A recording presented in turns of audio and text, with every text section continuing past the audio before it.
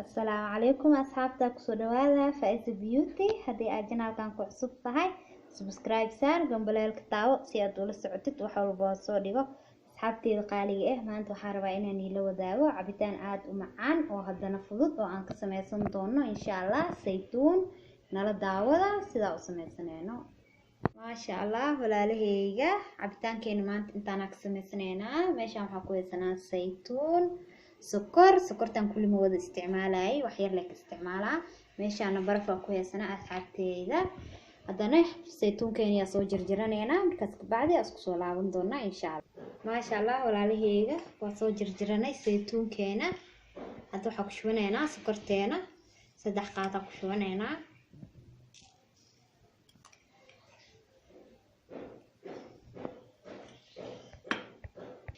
haddana waxa ku darsanaynaa barafkeena asxaabtay hadii aad rabtid biyo ku darsan kartaa haddana waa soo shiidanaynaa markaas ka bacdi isku soo laaban doonaa insha Allah ma sha Allah walaalaheyga cabitaankeena saytuunka waa ka sidaas uu noogu soo baxay ma sha Allah hadii aad videogan ka heshay like share comment waa inoo videogan iyo video xigo insha Allah